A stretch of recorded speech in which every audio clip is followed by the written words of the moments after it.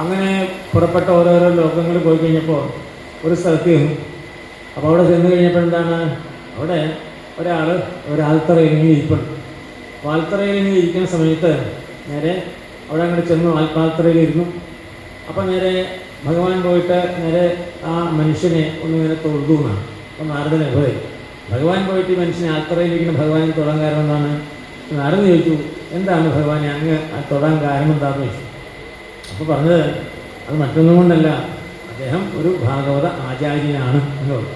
ഒരു ഭാഗവത ആചാര്യൻ, അതുകൊണ്ടാണ് തൊഴുന്നത്. പിന്നെ വീണ്ടും അവിടെ നിന്ന് ഓർക്കും.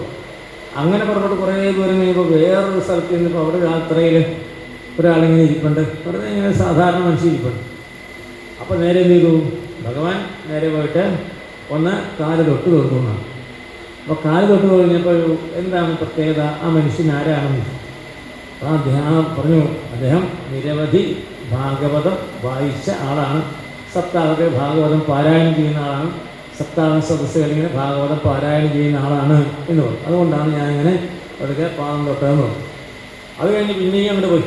പിന്നെ പോയി കഴിഞ്ഞപ്പോഴാണ് അങ്ങനെ സച്ചിനേറ്റ് കുറേപ്പോൾ വേറെ സ്ഥലത്ത് നിന്നപ്പോഴാണ് അവിടെ വേറെ ആളിരിക്കുന്നത്. അവരാൾത്തറയിൽ ഇരിക്കുന്ന സാധുവായിരിക്കുന്ന മനുഷ്യൻ കണ്ട വലിയ ബാഹാന്യൊന്നുമില്ല കണ്ടാലും. അപ്പോൾ അദ്ദേഹത്തിന് ദീർഘദണ്ഡ നമസ്കാരം ചെയ്തു എന്നുള്ളത്. അപ്പോൾ നേരെ നാരദൻ ചോദിച്ചു, എന്താണ് ഭഗവാനെ ദീർഘദണ്ഡ നമസ്കാരം ചെയ്യാൻ കാരണം? അദ്ദേഹം നിരവധി സപ്താഹങ്ങൾ കേട്ട ആളാണ്. അതാണ് നിരവധി ഭാഗവത സപ്താഹങ്ങൾ ശ്രവിച്ച ആളാണ്. അതാണ് ശ്രവണ മാഹാത്മ്യം.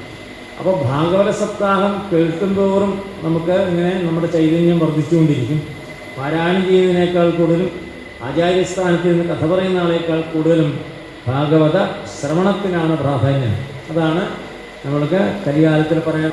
സാധാരണഗതിയിൽ ആധ്യാത്മിക തൃകം എന്നാണ് അതിന് നേരെ പറയാം. ആധ്യാത്മിക തൃകം ശിവമഹാപുരാണത്തിൽ അങ്ങനെ പറയാം. ആധ്യാത്മിക തൃകം ആണ് നമുക്ക് വേണ്ടത്. എന്താണ് തൃകം? 3 കാര്യങ്ങൾ. അപ്പോൾ ശ്രവണം, മനനം, ധ്യാനം. ഇതാണ് തൃകം. ശ്രവണം, മനനം, ധ്യാനം. പക്ഷേ മനനം എല്ലാവർക്കും ചെയ്യാൻ പറ്റില്ല. കാരണം ചിന്തിക്കണം. എല്ലാവർക്കും ചിന്തിക്കാൻ പറ്റില്ല. മന്ദബുദ്ധികളാണെങ്കിലും അല്ലെങ്കിൽ ഒത്തിരി ബുദ്ധിക്ക് വികാസമൊന്നും ചിന്തിക്കില്ല. അപ്പം അങ്ങനെ വരുമ്പോൾ ഒന്ന് വേണം മനനം, കീർത്തനം, ധ്യാനം. അങ്ങനെ അത് 3ആണ്. അപ്പോൾ അത് തൃകാണ്.